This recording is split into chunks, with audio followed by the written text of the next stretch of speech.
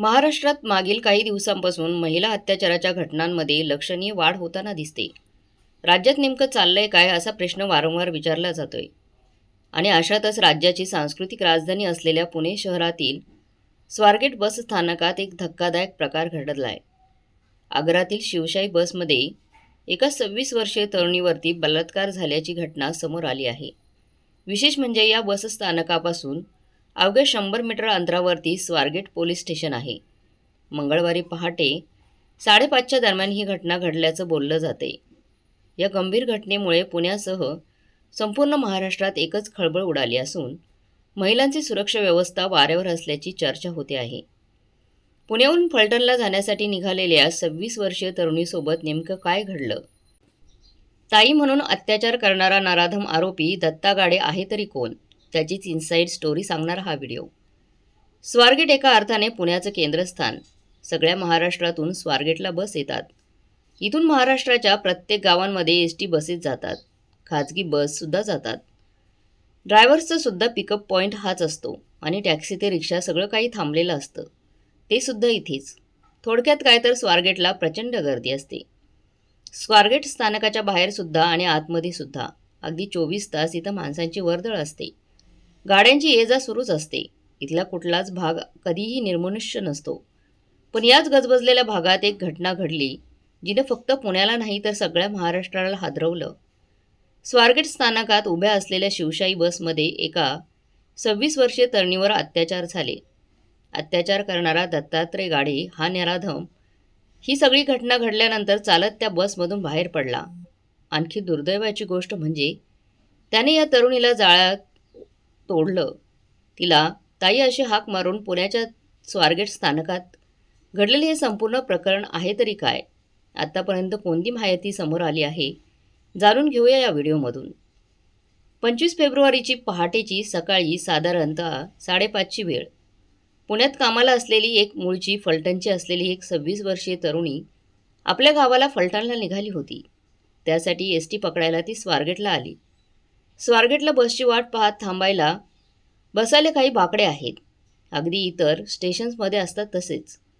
25 तारखेला पहाटेची वेळ असली तरी स्वारगेटला गर्दीसुद्धा होतीच.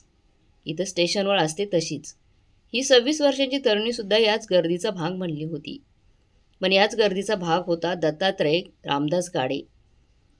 ही तरुणी स्वारगेट स्टेशनवर आल्यानंतर दत्तात्रय तिच्या आजूबाजूला घुटमळत होता.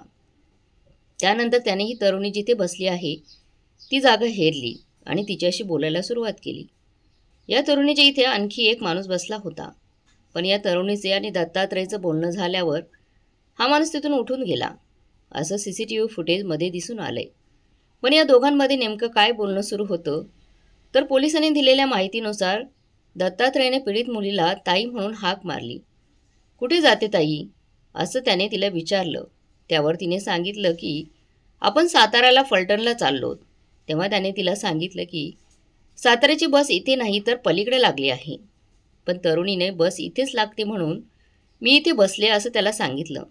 पण तिच्याशी गोड बोलणाऱ्या दत्तात्रयनं तिला ताई म्हणत बोलण्यात गुंतवलं आणि साताऱ्याची बस पलीकडे लागली आहे. ती शिवशाही आधी बस निघेल असं सांगितलं. तुला तिथे घेऊन जातो असं म्हणत तो तिला घेऊन गेला. पोलीस उपायुक्त स्मरणने पाटील यांनी माध्यमांना दिलेल्या माहितीनुसार हे दोघं जेव्हा बसच्या दिशेने गेले तेव्हा आजूबाजूला माणसं होती. तरुणी आरोपीच्या मागे चालत होती. आरोपी जिथे पीडित तरुणीशी बोलत होता तिथे सुद्धा माणसं होती. हे सगळं CCTV फुटेजमध्ये कैद झालंय. पण महत्त्वाची गोष्ट म्हणजे त्यानं तरुणीला बसमध्ये नेलं कसं? स्वारगेट स्थानकात उभे असलेल्या या बसमध्ये कुणीच नव्हतं. बसच्या लाईटसुद्धा बंद होत्या. अंधारात असलेली बस बघून या तरुणीच्या डोक्यात शंकेची पाल चुकचुकली. तिने याबद्दल दत्तात्रयला विचारणा केली. तेव्हा त्याने सांगितले की रात्रीची गाडी आहे त्यामुळे सगळे प्रवासी झोपले असतील. तू आतमध्ये जा आणि फोनची टॉर्च लावून बघ. आपल्यावर विश्वास ठेव म्हणत दत्तात्रय ही तरुणी बसमध्ये आत जाईल याची खात्री केली. ही तरुणी आत गेल्यावर दत्तात्रयसुद्धा लगेचच आत गेला.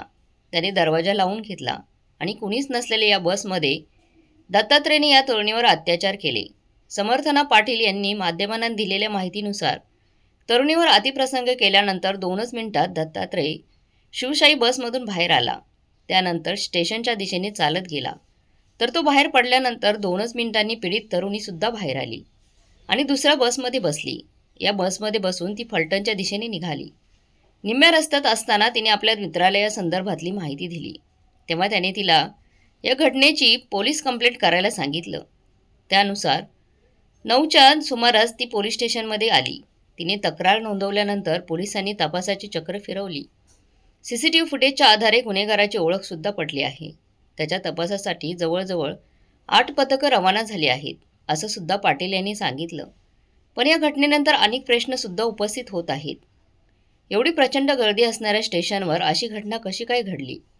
बसचं दार लावलेलं नव्हतं का? आसपास सुरक्षा कर्मचारी नव्हते का? असा प्रश्न आता विचारला जातोय. मुळात स्वारगेट स्थानकामध्ये ही बस अगदी मधोमध उभी होती.